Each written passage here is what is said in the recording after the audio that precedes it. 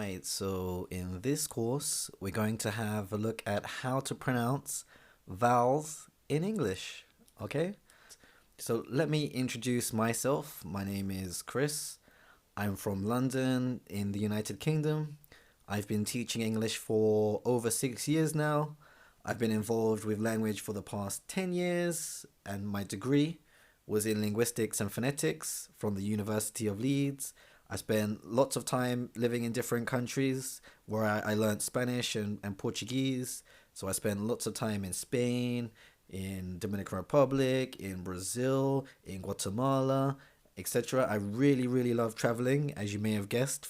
And I try and use my experiences of what I've learned to help other people. So let's get started with vowels. Okay, so the first thing we're going to need to know how to do is how to understand how a vowel quadrilateral works. Okay, so this diagram here is a vowel quadrilateral, and we use this to help us to describe how we use the mouth to pronounce vowels. Okay, so you need to use your imagination now. So this represents inside your mouth. Okay, so imagine your head is sideways, your nose is here, your top lip, your top lip is like here, your bottom lip is here, your teeth are maybe here somewhere, your bottom teeth are there, your top teeth are like here, and this is like inside your actual mouth, okay? And what happens is when you're pronouncing different vowels, your tongue moves into different positions within this quadrilateral, okay? So sometimes it might be high in the front here, okay? Or sometimes it might be really low, okay? And the vowel quadrilateral basically gives us a visual representation of where the tongue is when it's pronouncing each of these vowels, okay? But it doesn't only just tell us about the tongue position. It also tells us about the position of the lips. So with vowels that are towards the left side, so the left of the dots, these are unrounded vowels. Okay, so these are where the lips are in a neutral position. Okay, and on the right side, it's where the lips are in a round position.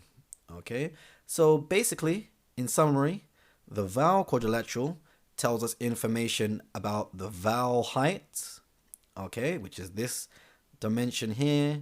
It tells us about the vowel backness, which is it front or a back vowel? And it also tells us about the lip rounding. Is it an unrounded vowel or a rounded vowel? If you see two dots next to a vowel, then it will also tell us about the vowel duration. But don't worry, I'm going to explain these in more detail in the next slides, okay? So now let's focus on the vowel heights. All right, so this dimension here expresses the vowel height, okay? So with high vowels, the tongue is in a very high position, okay? And the mouth is quite closed, not completely closed, but almost closed, okay? With low vowels, the mouth is really wide open, okay? Really wide open, and the tongue is in a low position. And then the tongue moves in between these positions here. So E, for example, is a high vowel, and A is a low vowel. E, A, E, A, E, A. So if you try those two sounds, you will notice that with the first one, E, the mouth is really closed. Well, not really closed, but somewhat closed, okay? And A, the mouth is really open, okay? E, high, low, basically. So this is a high vowel, this is a low vowel, okay? Easy to understand, I hope so. All right, let's go to the next one. So now we're going to talk about the vowel backness, okay? So front vowels have the tongue position closer to the front of the mouth, okay? And the back vowels, yeah, you guessed it. The tongue is closer to the back of the mouth, okay? So E is a front vowel, so the tongue is really, really far forwards. Really, really far forward. E, the tongue is high, right near the teeth. And oo, the back of the tongue comes backwards, comes really far backwards. So E, oo, E, oo. So you can feel the tongue moving forward and backwards when you're pronouncing each of these sounds. All right, so now let's talk about lip rounding. Okay, so rounded vowels, the lips are in a really round position, as you can see from this image here. Unrounded vowels are, the lips are in a more neutral position. Okay, so they're not as rounded as in this one here. So E is an unrounded vowel because the lips aren't rounded like they are in oo. Ooh. The lips are really round when you're pronouncing this vowel. Look, E unrounded, oo rounded. Try, you practice and see if you can feel the difference. E, oo, E, oo. So that's the difference in lip rounding. Duration now. Okay, so some vowels are longer than other vowels. All right, so E, for example, is a long vowel. Okay, so E. Short vowels have a shorter duration, relatively. Okay, so I is shorter than E. Okay, E, I, E, I, E, I. Long, short. So normally, when you see in a transcription, you might see two dots like this, or it might be two triangles, one pointing upwards, one pointing downwards, and that means the vowel is a long vowel.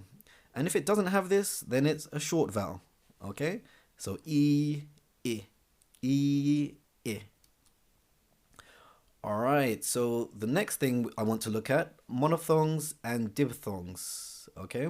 So with monophthongs, these are simple vowels, just like these ones we have here. So E, oo, or, and so on. Okay? With these vowels, the tongue remains in one position when we're pronouncing them. Okay? Diphthongs, on the other hand, the tongue moves. So it moves between different positions. So for example, ear, it starts up here somewhere and comes down towards this direction. Ear, ear. I'm going to show you more of these in a moment, okay? So I think monophthongs are easy to understand. The diphthongs are like this. So they start in one position and finish in another position. So centering diphthongs, the movement is towards the center of the mouth, and closing diphthongs, the movement is towards the top of the mouth. Okay, so ear, for example, it starts around this position here, I, and finishes around So together it becomes ear, ear, ear. Yeah. This one here starts off at around and finishes around I, and it becomes a. All right. So the main thing to understand with the diphthongs, they start in one position and end in another position. Monophthongs, on the other hand, they start and end in the same position. Okay, so what's the problem?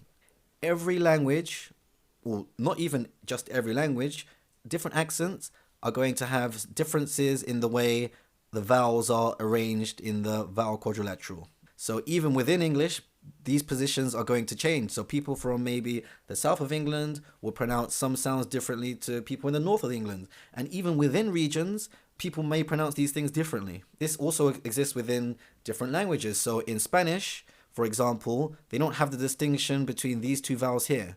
They have an intermediate vowel that's here, for example. So it's very difficult for Spanish people to distinguish between this vowel and this vowel. For example, E and I. To me, they sound completely different, but to many people, they sound the same, but not to native speakers. What happens is when people are learning a foreign language, they use the positions of their native language a lot of the time. Not always, but generally that's what happens. Okay, so the idea is that you have to understand that in different languages, the vowels are pronounced differently, full stop. And you shouldn't copy the vowels that are in your native language.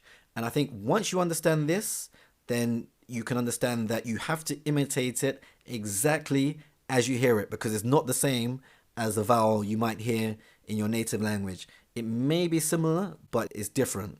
Okay, and like we covered before, these vowels can differ in terms of the vowel height, they can differ in terms of the vowel backness, they can differ in terms of the lip rounding, and they can also differ in terms of the vowel duration. There are other features as well, but I feel that these are the most important features, okay? So what we're going to do in this course, we're going to focus on raising our awareness. So we're going to learn the different features of each of the vowels. And then by doing that, it's going to make it easier for us to pronounce them. For example, we're going to learn the difference between E and I, and then we can learn how to pronounce them without any problems. In the beginning, we're going to look at each of the individual vowels and we're going to learn how to pronounce them.